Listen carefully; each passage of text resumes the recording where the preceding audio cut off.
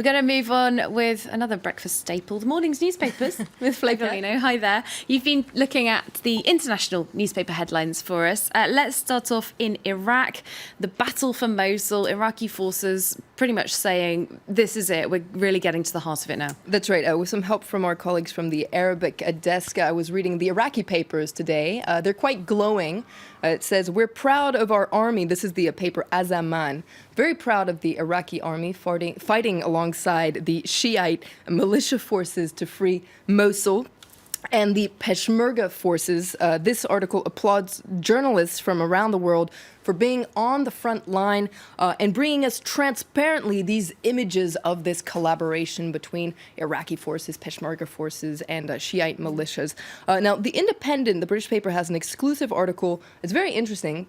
It says that the ISIS leader, Abu Bakr al-Baghdadi, is hiding inside Mosul. This is according to exclusive information they have from Kurdish officials. And this article says that his death would be a blow to the so-called Islamic State group Caliphate. And apparently the forces who are entering Mosul are hoping that they're going to get some tip-offs from residents who are actually inside the city. That's right. This is a very interesting article in the Wall Street Journal today that says that 2 years ago, ISIS cut off the cellular service to Mosul, and Iraqi and Kurdish forces are now making it a priority to restore this cellular service. They're actually trucking in portable cell phone towers just behind the front line. They've been dropping leaflets with instructions and phone numbers to call in and get information. The Wall Street Journal quotes a top official saying, we're getting more phone calls from inside Mosul, but it's very dangerous for people to make those calls. You can only imagine. Let's move on to another story that's getting a lot of attention in the African papers today, particularly the results of that referendum in Ivory Coast at the weekend. It's about getting a new constitution. That's right. Abidjan.net says that the results of Sunday's referendum were quite predictable. Over 93% of Ivorians decided to accept this new constitution, a constitution that the president, so that's Alassane Ouattara, he says this new constitution will ensure peace in the wake of years of political turmoil. And this is a story that really kind of has a headline and a sub-headline, isn't it? It's like a landslide victory, but only about 40% of people who could vote did. That's right. In fact, Le Pays, which is a paper from Burkina Faso, says that low turnout really stole the show. In the end, just about 42% of voters decided to cast a ballot in that referendum. Now, why did Ivorians shun this referendum that, after all, was supposed to turn a page on the country's dark history? Well, according to Le Pays, Ivorians either don't trust the political class or they thought the results were rigged in the first place. Now, Le Djeli, which is a paper from Guinea-Conakry, says that this turnout was ridiculous. This is a humiliation for Ouattara. He shouldn't have been so arrogant, condescending, and contemptuous of his compatriots. Very interesting to get those points of view from the rest of West Africa. Let's move on to news coming out of South Korea. It's a huge scandal that we've been following here on France 24. The president facing calls for her resignation. She's appointed a new prime minister.